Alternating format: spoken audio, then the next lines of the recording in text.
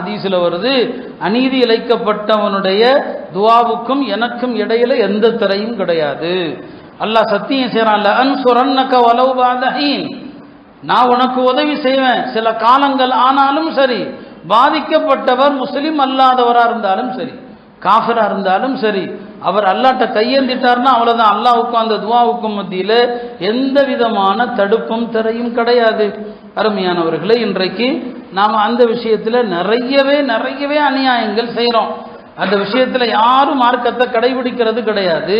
யாராவது சொத்தை பிரித்து கேட்டாலே அவனை குடும்பத்தில் விரோதியா சொத்தை பிரிக்கிறவனை எதிரியா பார்க்குறோம். அதில் துமருல்லானுடைய காலத்தில் ஒரு 2 சகோதரர்கள், அதில் ஒரு ஆள் தன்னுடைய சகோதரனிடத்தில் நம்ம சொத்தை எல்லாம் கொஞ்சம் பிரிச்சிடலாமே அப்படிங்கிறார்.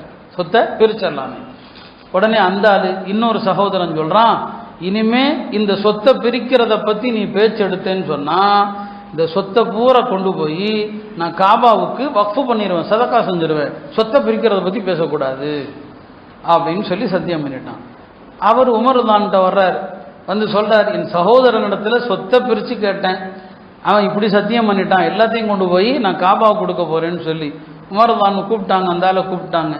உன் செல்வம் ஒன்றும் காபாவுக்கு தேவையில்லைப்பா, காபா இன்னல் காபத்தல கனியத்துன் அன் மாலிக்க, உன்னுடைய சொத்து காபாவுக்கெல்லாம் ஒன்றும் தேவையில்லை, உன் சகோதரனுக்குரிய என்ன பங்கோ அந்த பங்கை மரியாதையை கொடு என்று ஹஜ்ரத் உமர் அவர்கள் கண்டிச்சாங்க. இப்படி சத்தியம் பண்ணுவான் நிறைய பேர், சொத்தை பிரித்து கேட்டாலே இனிமேல் அவங்க கூட பேச மாட்டேம்மா, தீதாரே பார்க்க மாட்டேம்மா, இப்படி நிறைய பேர் என்னங்க குடும்பத்தில் அவனுடைய உரிமையை அவன் கேட்குறான். அருமையானவர்களே, பல முறை சொல்லியிருக்கிறோம், இந்த காசெல்லாம் நீங்கள் வச்சிருந்தீங்கன்னா இது பெரிய ஹராம், எதுலேயுமே பரக்கத்துங்கிறதே இல்லாமல் போயிடும்.